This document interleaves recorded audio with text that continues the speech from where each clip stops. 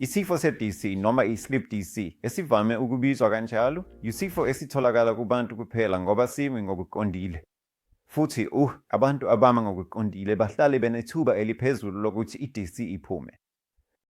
Manje kungani sekuyinto evamile kangaka? Sekujwayelekile kakhulu ngoba sibuxilonga ngokujwayelekile. Ngaphandle kwalokho, kuyisifo esikhona kusukela kudala. Manje ama-DC abangaphansi kwengcindezi enkulu uma umuntu ehlezi hhayi uma emi. Uma uhlala isikhathi eside, amathuba okuba nesifo se-DC ayanda. Ukuze uthole umsoco, i-DC idinga ukuhamba. Ngakho noma ubani ohlezi isikhathi eside uqhubeka anciphisa ukudla kwe-DC. Babeka ingcindezi enkulu ku-DC. Futhi okwesithathu imisipha yabo iba buthaka.